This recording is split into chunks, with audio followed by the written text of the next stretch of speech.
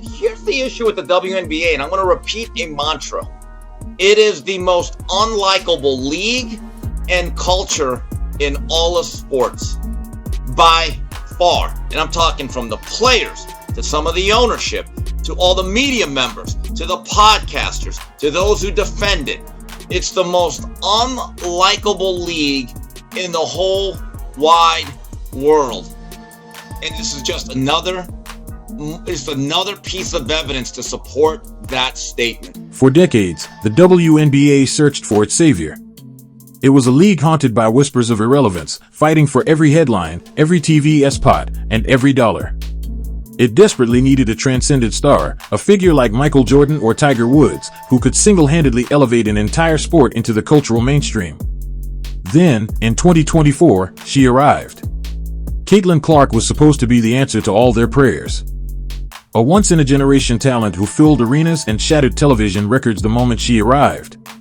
But instead of celebrating their golden goose, the league made a fatal error. They saw her not as a partner, but as a product to be exploited. Because behind the highlight reels and sold-out games lies a story of sabotage, political backstabbing, and a system so broken that it's now facing a federal investigation. This isn't just about basketball anymore.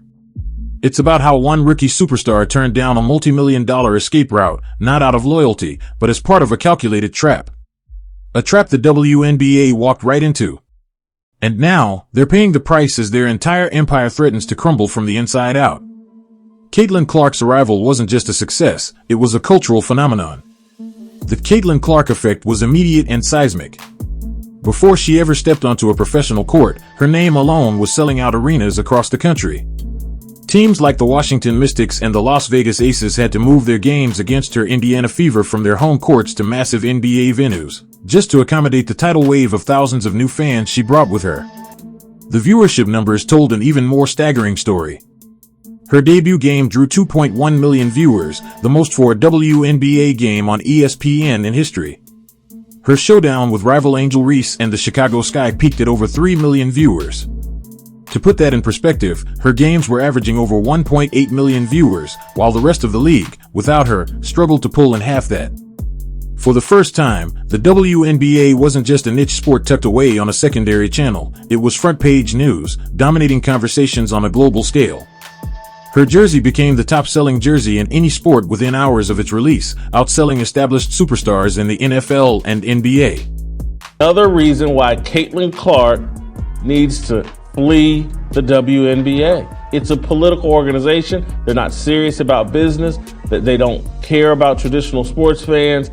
It's a little cult that puts out little political statements and everybody wears vote t-shirts. They don't care about making money. They don't care really about building up this league and making it profitable. They're a charity. She needs to flee the WNBA and start her own league. But here's the shocking truth hidden behind the mountain of cash she generated. The player single-handedly propping up the entire organization was being paid pennies. Her official rookie salary, dictated by a pre-negotiated collective bargaining agreement, was a laughable $76,535. That's less than a mid-level accountant, less than the G League minimum for male players, and a fraction of a percent of the value she was creating. It wasn't just unfair, it was a level of exploitation so blatant it became a national talking point. The league was happily cashing nine-figure media deals on the back of her stardom, while she was taking home a salary that wouldn't even qualify for a mortgage in most major cities. Everyone could see the injustice. And that's when the perfect escape hatch appeared. A brand new, 3-on-3 league called Unrivaled emerged, co-founded by established WNBA stars Breanna Stewart and Nafisa Collier. They saw the WNBA's weakness and came knocking on Clark's door with what they proudly called a Lionel Messi-style offer.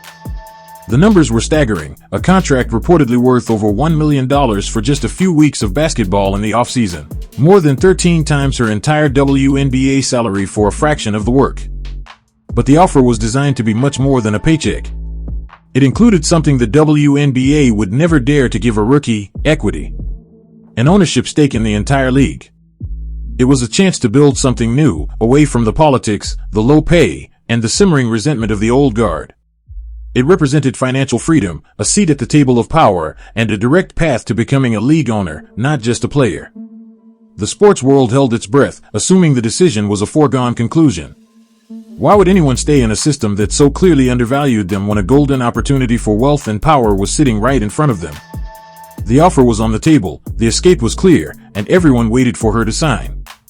But then, she did the unthinkable. In a move that sent shockwaves through the sports world, Caitlin Clark walked away.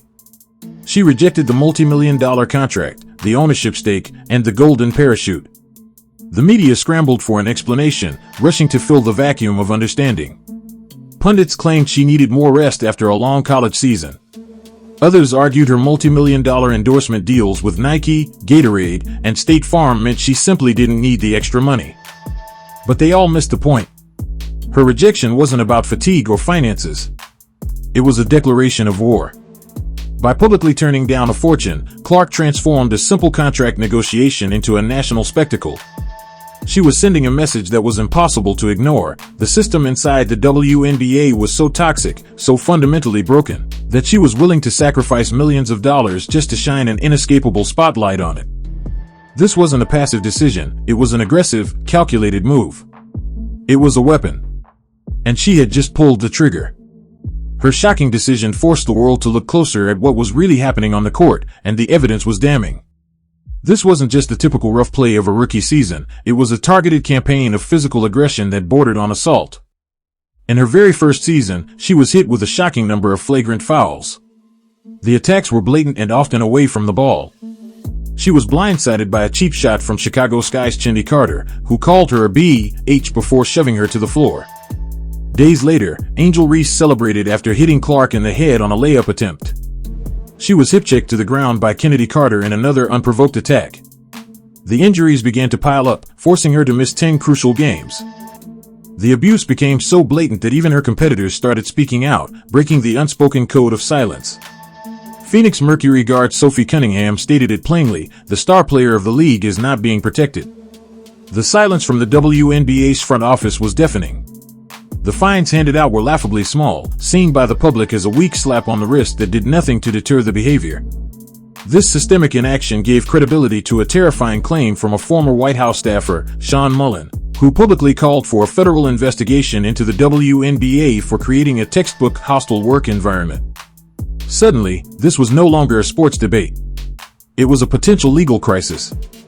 An investigation could involve subpoenas, depositions, and the public release of internal emails and communications, exposing the league's darkest secrets. The whispers of mistreatment had become a roar the WNBA could no longer ignore. If the on-court hits were a sign of the league's hostility, the Olympic team snub was proof of its deep-seated political corruption. Leaked details from a veteran journalist's upcoming book revealed the shocking truth: Caitlin Clark was never seriously considered for the team. This wasn't about her talent, her stats, her range, and her gravitational pull on defenses were undeniable.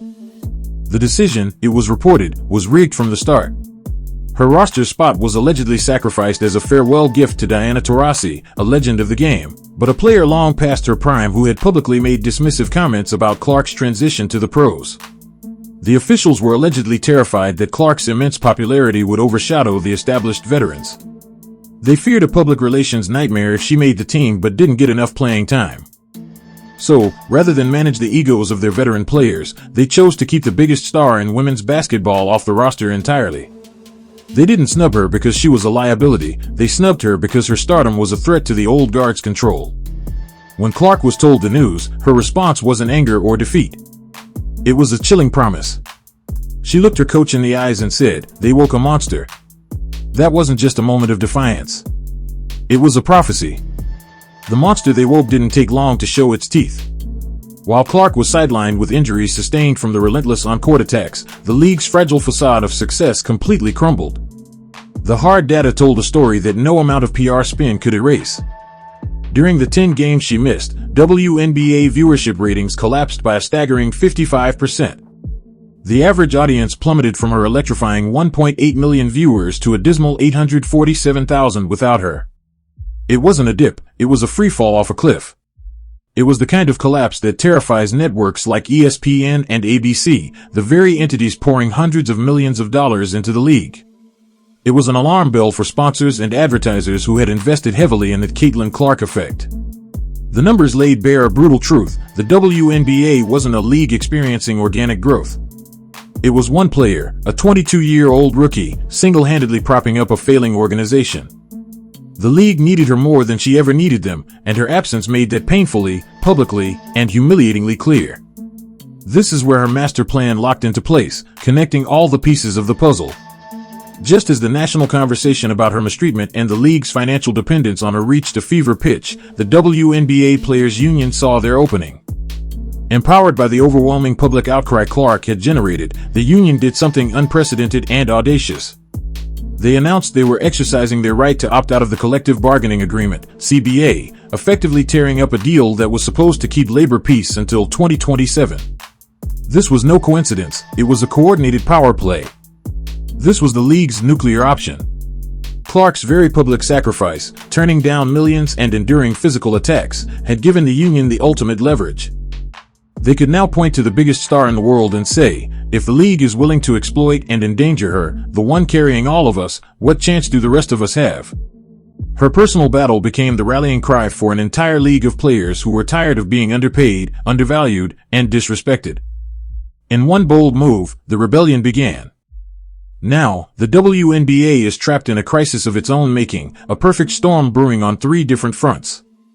From the outside, federal investigators are circling, armed with accusations of a hostile work environment and a mountain of public evidence of targeted abuse.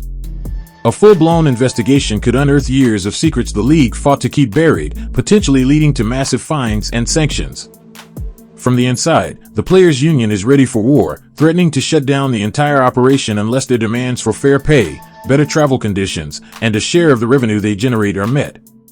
And at the very center of this storm is Caitlin Clark, the player they tried to humble, who now holds more power than any executive in the organization's history.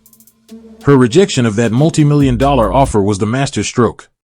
It was the chess move they never saw coming. It turned whispers of corruption into a full-blown player revolt and forced the federal government to intervene.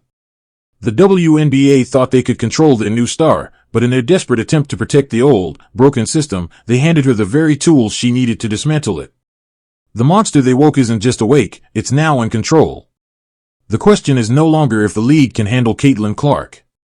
It's whether it can survive her.